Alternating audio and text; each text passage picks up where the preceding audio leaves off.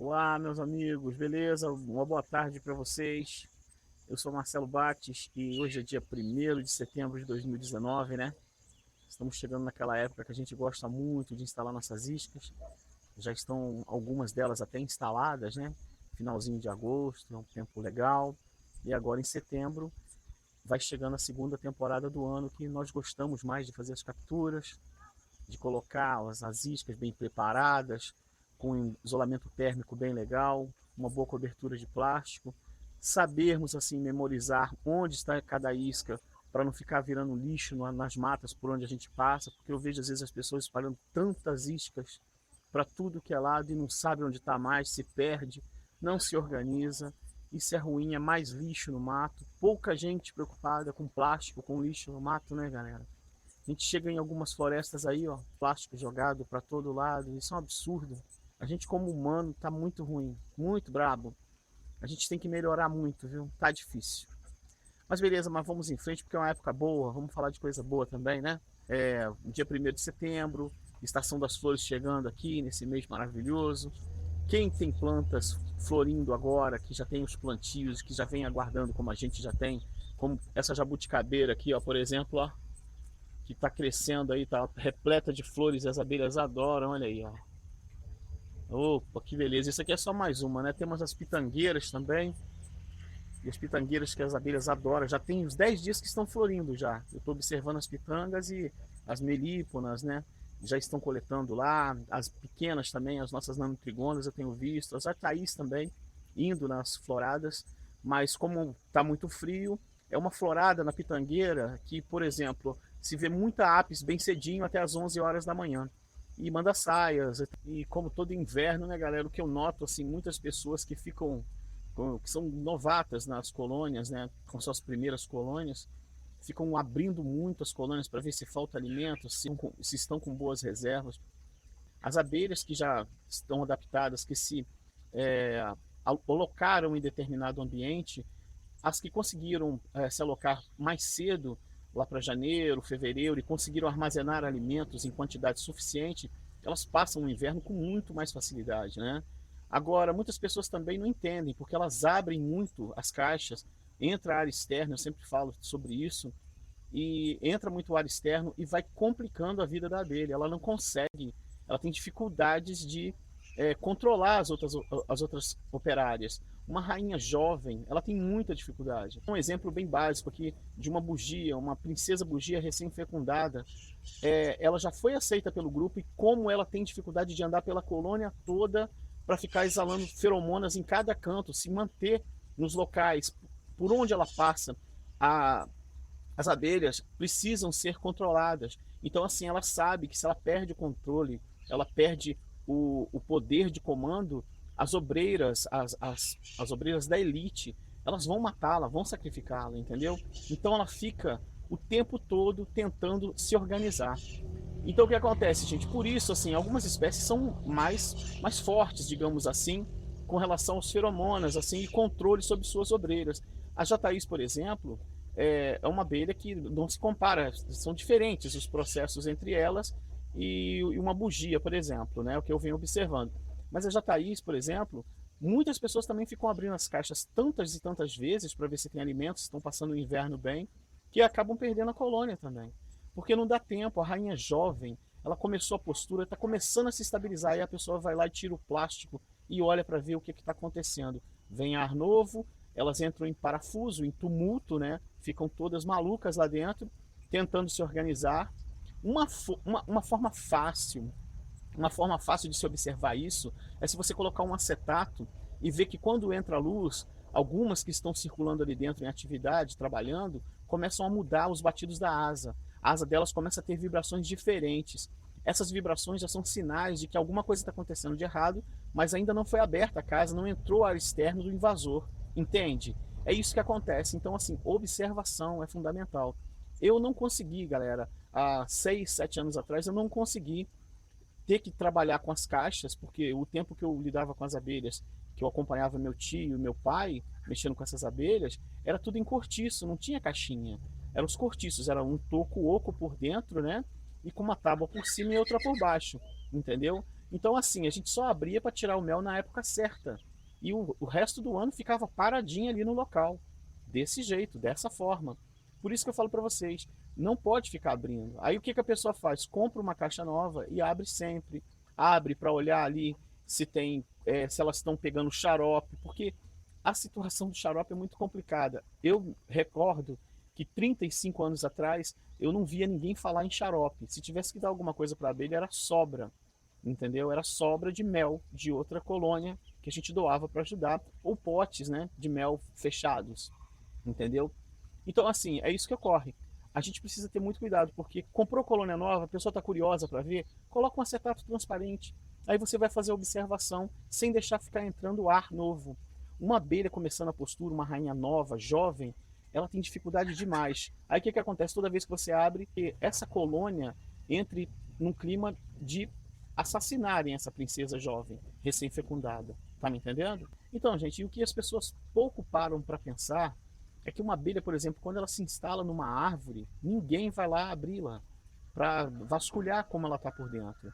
Ela entra num local para ela ficar definitivamente.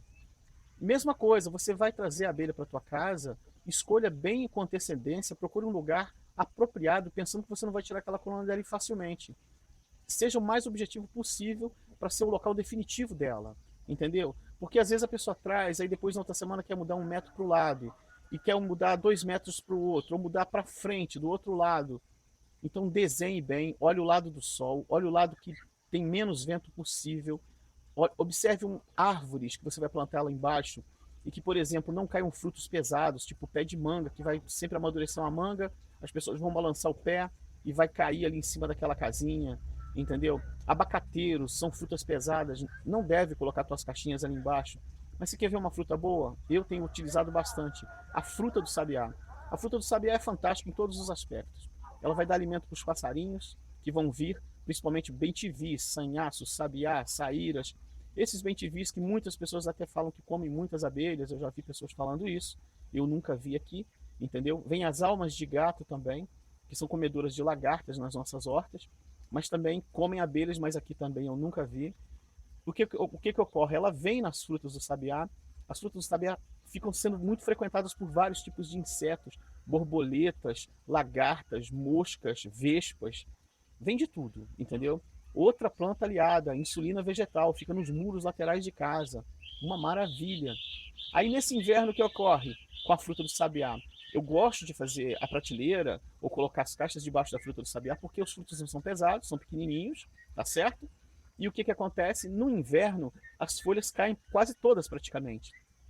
E essa situação de caírem as folhas passa mais luz para bater no telhado e ajuda a aquecer também essa colônia que está ali naquele telhado. Não fica sol batendo direto, mas a protege na época certa, quando chega o verão, a árvore está com mais folhas, né? A telha eu procuro usar telha de barro, que é uma telha para isolamento térmico muito melhor, para ajudar a manter uma temperatura melhor na caixinha que está embaixo, entendeu? E aí é isso. Aí eu vejo a fruta do sabiá agora, por exemplo, ela está toda nua praticamente e lotada de brotos para florir. Está prestes a florir. Outra planta maravilhosa que eu uso no café lá em cima, que é o pau-fava. A árvore com 4 metros mais ou menos de altura e o café plantado, tem café, pés de café embaixo. O café precisa de luz solar.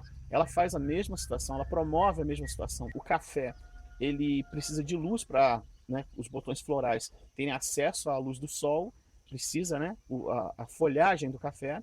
E aí o que ocorre? As abelhas vêm, circulam, ajudam na polinização e o pau-fava está aguardando com as sementes que os passarinhos comem nas vagens, né? Que já secaram, já estão secando, né? É uma maravilha, ou seja, tudo se encaixa se você utilizar as peças certas. E a gente tem que buscar isso 24 horas, entendeu? Às vezes as pessoas não entendem. Mas assim, tem um passarinho tal aqui, ele come muito inseto. Inclusive apareceu um casal de pássaros aqui também, que são caçadores de insetos também. Apareceu agora, de um ano e meio para cá, mais ou menos. Mas eu estou vendo assim com muita naturalidade, porque aqui tem muito inseto. A área de cultivos orgânicos, de SAF, tem muitos insetos, tem grande variedade e não falta alimento para eles. Então, assim, a abelha é uma situação a mais que está ali no cardápio, mas não é a prioridade. Tem muito gafanhoto, tem muito mandruvá, lagartas nos troncos, entendeu? A gente tem que ficar buscando esse equilíbrio, isso é muito importante, porque a gente só causa desequilíbrio. E a causa do desequilíbrio, o que vai acontecer?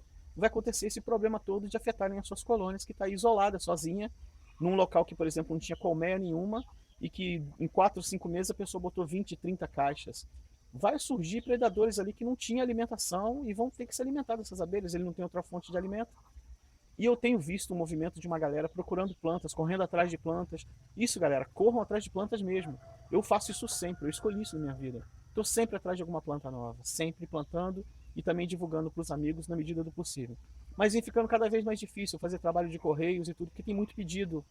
É difícil e tem os trabalhos da gente. Às vezes, antes eu estava até doando muito, indo para correios, mas às vezes falta, o endereço vem incompleto, a pessoa manda aquilo de alguma forma errado, a carta volta. Gente, isso é muito chato. É difícil, não é fácil não. Tá bem? Mas é isso. Eu vou mostrar para vocês aqui um exemplo das colônias minhas que tem visor, né? Eu tenho um modelo de caixa próprio, como alguns já sabem aqui, que me seguem há alguns anos. E eu vou mostrar para vocês aqui que eu observo no inverno, no verão, no calor, no frio. Eu sempre dou uma olhadinha e não entra ar externo, eu não afeto em nada a colônia. Ela continua correndo a vida dela normalmente, entendeu? Mas eu observo se tem alimento, se não tem. Mas só a visualização durante o dia, de um dia quente como hoje, hoje é 1º de setembro e hoje já está quente. Hoje bateu 34 graus ali, virou o mês incrível, parece que funcionou direitinho nesse ponto de estar mais quente. Mas a noite ainda está frio, tá certo? Mas é isso, fiquem atentos às colônias de vocês e vou mostrar aqui um exemplo de 2 colônias minhas aqui que eu abri e faço contato visual sem abrir a colônia e vejo que está tudo em ordem. Esse inverno foi rigoroso para a gente aqui, bateu 3 graus aqui, fácil, até menos à noite, na madrugada, bizarro.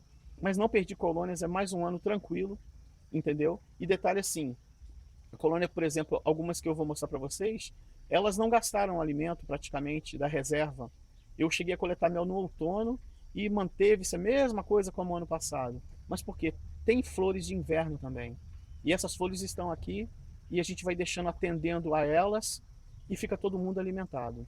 O estudo mais, eu estou pegando mais pesado em cima das bugias, porque eu levei 6 anos para trazê-las para cá, entendeu? E nesse tempo que levou 6 anos, eu ainda estou adequando as plantas para ela, que são plantas que levam mais tempo, muitas plantas nativas de floresta, mas a minha observação em cima delas é com relação, por exemplo, elas também frequentam outras flores. Eu as vi no amor agarradinho, coletando um peso, vão nas frutas do sabiá também, vão no Ora Pronobis, vão aqui, ó, nesse pé aqui, ó, de jabuticaba, beleza? Então, assim, aqui é uma planta que leva tempo para florir, mas há tantas outras plantas como cosmos que fornece pólen e néctar. É ficar atento, fazer a tabela das plantas e observar que não falte durante o ano todo alimento para elas em fontes naturais.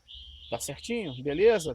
Aí você vai ter sempre uma qualidade de um mel bacana, legal, e vai estar com as tuas abelhas com saúde, porque elas estão buscando na natureza, tendo fontes naturais, sem nenhum produto químico misturado, sem você ter feito um xarope, fervido isso ou aquilo, tá certo? Beleza? A situação do xarope, eu não lembro quando eu fiz aqui mais, tem tantos anos que eu não me lembro, mas eu tenho vídeo aqui também do passado, do meu primeiro ano que teve que ser no xarope, que senão eu estava perdido. Não teve oportunidade, senão morria mesmo.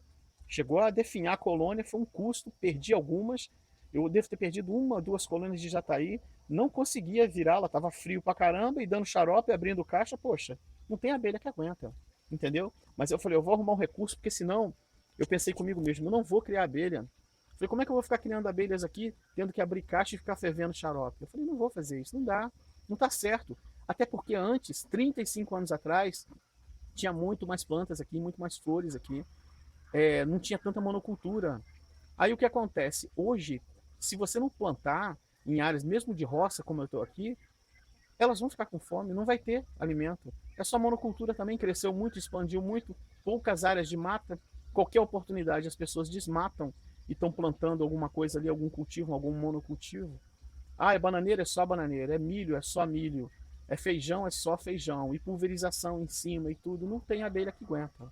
Muitas abelhas saindo de manhã vão pousar para coletar o orvalho nas folhas das plantas, já dão de cara com algum componente químico. Tem um vizinho que chegou aqui e falou, poxa cara, eu já tentei botar uma abelha lá perto de casa, ela não sobrevive, nem a jataí, ela fica um tempo lá sobrevivendo e depois ela começa a definhar. Eu falei, enquanto você ficar usando o Roundup em volta da tua casa, que é o glifosato, você vai ficar assassinando suas abelhas. Ele falou, mas é isso mesmo? Eu falei, rapaz, você pulveriza em volta da tua casa toda. Por isso que não tem jataí nenhuma mais abrigada lá. Aqueles tocos que tinham lá em volta da tua casa não tem mais. Por quê? É porque elas não conseguem viver num ambiente que está tóxico para elas. Entende? É muito simples, gente. É muito simples de entender. Só que assim, nós temos uma dificuldade, a gente tem uma mania, nós humanos, de complicar tudo.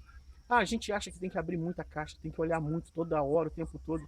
Não, gente, árvore não anda, árvore não se abre sozinha. A abelha se abriga ali, ela se instala, fica confortável. Ela monta toda a estrutura, coloca resinas de própolis, ela higieniza o ambiente interno dela para não adoecer, entendeu? Para a colônia ter saúde. Aí o que acontece? Vai a mão humana lá e abre aquilo tudo, arrebenta aquilo tudo. É desse jeito, entendeu? Mas vamos lá, dá uma olhadinha no vídeo aí e ver o que vocês acham. Eu mostro como eu consigo visualizar do lado externo para o lado interno, sem problemas. E é isso que vocês têm que fazer. Coloque um acetato no modelo de caixa de vocês, seja ele qual for, e analise. Evitem entrada de ar externo. Não dificultem a vida da tua rainha. Rainha jovem é suicídio, galera. É suicídio mesmo da tua colônia. Entendeu? E tem que ter flores, tem que ter fontes de alimento. Abrindo caixa toda hora não vai dar certo. Pensa bem. Ok? Beleza? É isso aí. E vamos em frente. Um abraço. Amigos, ó, vamos dar uma olhada aqui nessa colônia aqui de Jataís, ó.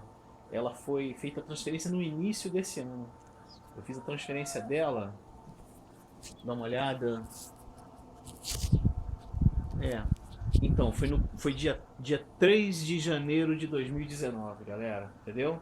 Eu fiz a transferência dessa para cá, é uma captura que foi muito recente, uma captura de final do ano.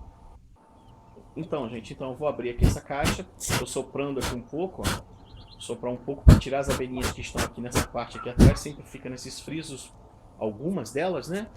Para não esmagar nenhuma, eu abro as caixas e não mato nenhuma abelha, isso é muito importante. E dá uma olhada aí, gente, aí vamos dar uma olhada aqui, olha só, olha aqui, ó, essa é a reserva dela, pequenininha, ó, a mesma reserva do início do ano, ela praticamente não usou nada, olha aí a quantidade de mel de uma abelha rainha jovem, que está no comando dessa colônia, né, e tudo tranquilamente em ordem, ela praticamente não gastou a reserva dela, sendo que lá embaixo do ninho, no sobreninho, tem material também, tem alimento lá dentro dos potes. E eu não preciso abrir. Esse tipo de caixa que eu desenvolvi, e o que acontece? Ele tem, eu tenho como visualizar de dia, de noite, qualquer hora. Claro que um dia muito frio eu evito de abrir, né? Mas uma noite quente eu chego ali e olho normalmente. Aqui, ó, o sobreninho, o ninho, embaixo o sobreninho. É uma parte que eu não visualizo, só por urgência mesmo. Se eu ver que não tem nada ali em cima, não tem abelha ali em cima, e não tem boa movimentação no pito, o que eu faço? Eu pego e abro e olho. Aí eu tiro essa melgueira, que é esse recipiente maior. Entendeu? E essa aqui já é uma outra colônia minha também. É uma colônia que já está instalada há muito tempo. Eu poderia abrir ela por trás, mas essa colônia ela tem uma mania de propolizar muito. Tem uma pequena parte só do visor. E assim, então o que eu vou fazer? Ela eu vou tirar o acetato. Eu deveria até colocar um acetato novo, com transparência. Mas também eu prefiro não mexer nisso. Eu fiz coleta de mel nela esse ano já.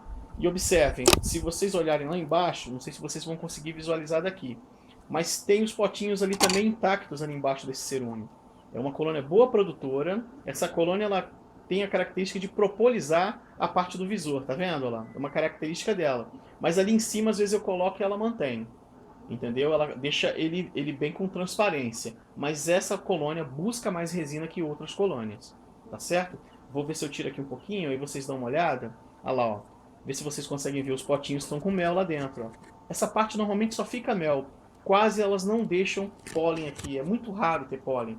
Ela é dividida por uma madeirinha apenas de uma divisória apenas de 1 centímetro, com 4 furos nos cantos, né? E aí essa parte da melgueira, entendeu? Olha, agora eu vou fechar e pronto. Só vou abrir quando coletar mel em fevereiro. E vou ficar observando a movimentação dela. Aqui eu abri por cima, mas com o visor, normalmente, que eu já deveria ter trocado o plástico, seria o mais correto, e aí eu já ficaria mantendo a visão mais facilmente, né? Eu não troquei dessa vez, porque eu não sou de ficar muito olhando. Eu observo isso aí, ó, a movimentação. Estão movimentando bem, estão trabalhando bem, estão indo e vindo, e está entrando pólen, está entrando néctar. Eu sempre observo isso. Pronto, não preciso me preocupar. E a abelha, ela precisa ser incomodada o mínimo possível. É aquilo que eu falei, ela precisa se instalar, ela se instala num local para aquele local não ficar andando. Ela quando se instala num local, ela se instala para como moradia definitiva dela. Entendeu? Esse que é o lance. Então, essas abelhas que vocês estão vendo aí, elas normalmente ficam aí onde está mesmo. Agora eu vou mostrar uma outra que é a minha mais antiga.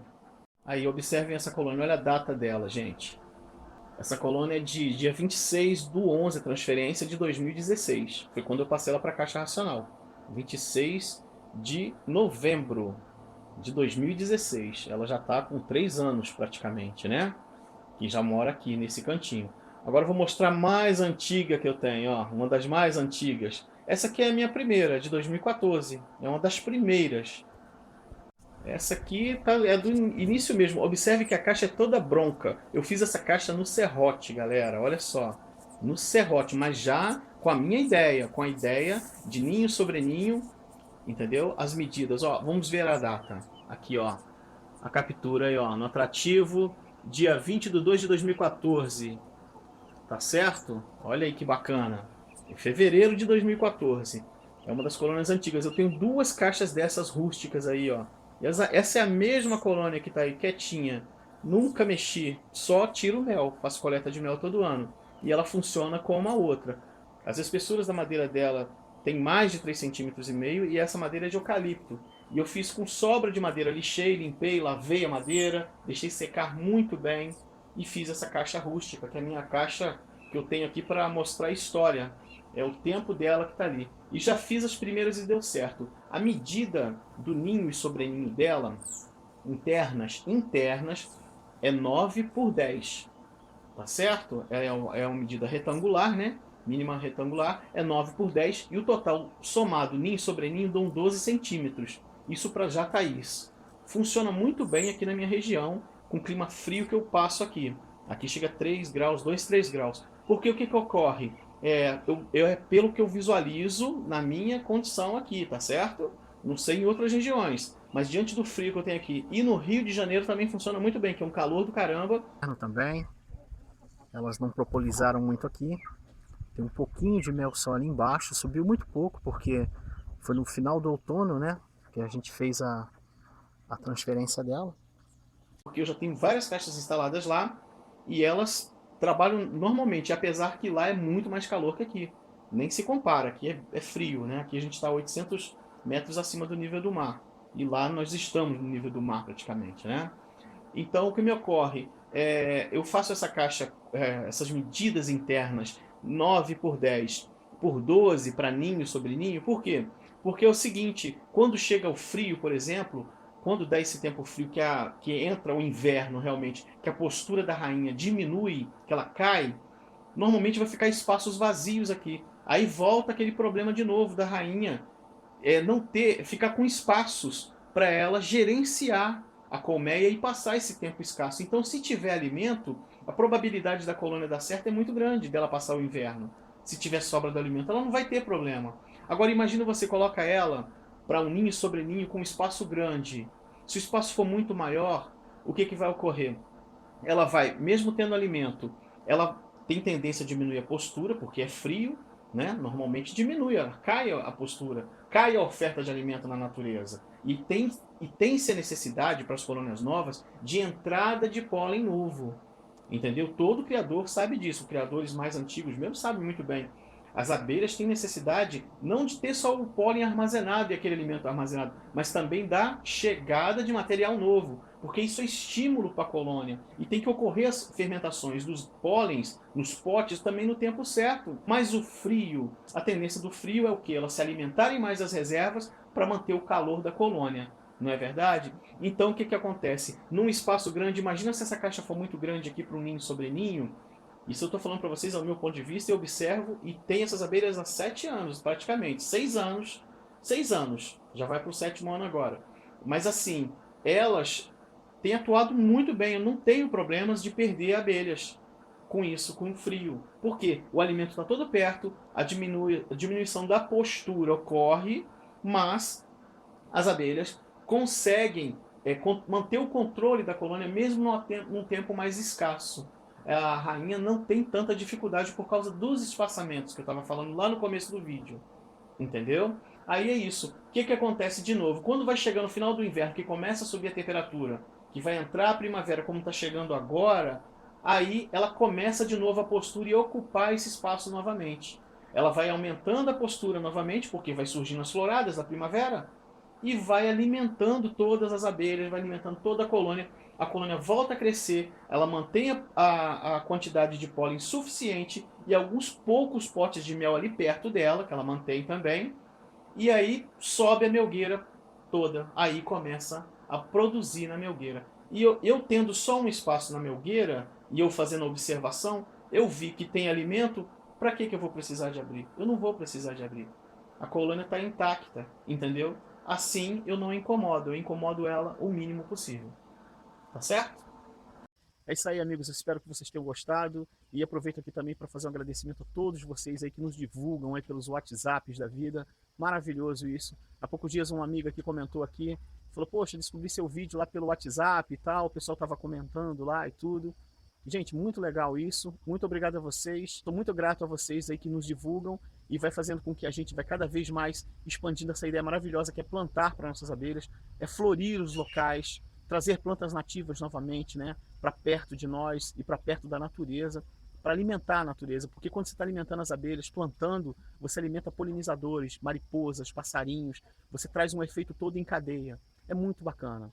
Muito obrigado por vocês, até o próximo vídeo, um beijão, grato por nos divulgar, por nos compartilhar. Um beijo, muito obrigado, valeu, estamos juntos.